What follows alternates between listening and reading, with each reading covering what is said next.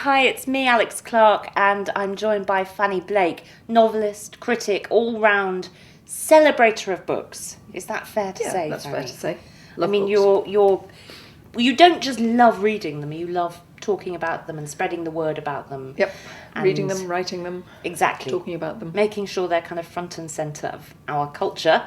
And I'm wondering if that's kind of what brought you to this prize, just this feeling of wanting to spread the word. Well, I think the prize is a great opportunity to celebrate women writing funny fiction, and I think Helen has done a brilliant job at getting the whole thing together, and I hope that it does spread the word that women can write comic fiction well. And in the course of this prize, I mean, you've read a lot of manuscripts. You've been finding for this prize. You've been finding what a voice for the future, an unknown voice. Yeah. What were you looking for?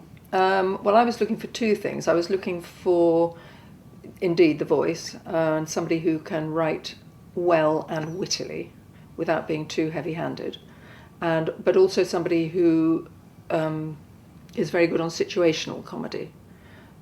Which I think, am I allowed to say that the winner has achieved? Yes. Which I think is fantastic. I mean, the winner takes us to a farm in Derbyshire, doesn't she?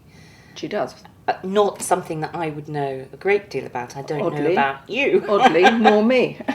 But there was something in that kind of realisation of the scene and the place and the situation that spoke to you. Oh, absolutely fantastic. But also the characters.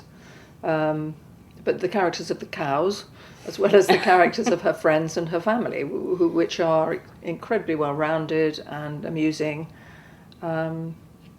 and different, sufficiently different, which is nice.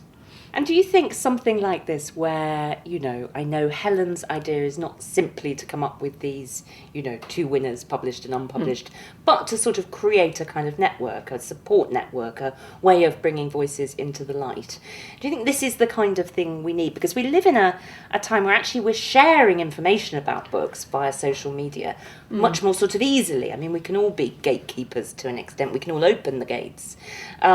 But we still need these sort of initiatives, don't we? Well, I think we do. I mean, I think there's room for any number of prizes because they give it makes an opportunity to publicise more fiction, and it seems to me that the more fiction is brought to the attention of people, the better.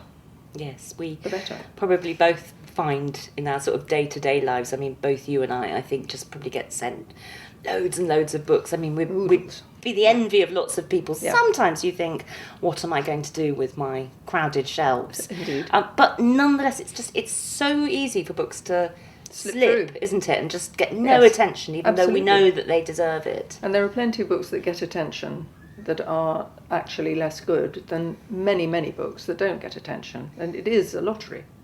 So it's fantastic to have something that just pushes forward a few books, showcases a few books, which wouldn't otherwise perhaps be so well noticed. Annie, I'm going to just ask you quickly, and I don't worry if these aren't just gems of comic writing by women, but what is on your bedside table at the minute? That is a really awful question. What is on my bedside table? Actually, funny enough, it is a comic novel. It's the new novel by Richard Roper, which Orion publish, and which is very funny. Okay. Although I don't actually read a lot of comic fiction day to day because there's so much that isn't. Quite. We need a laugh, yeah, right? Exactly. We do. Fanny, thank you. That's okay.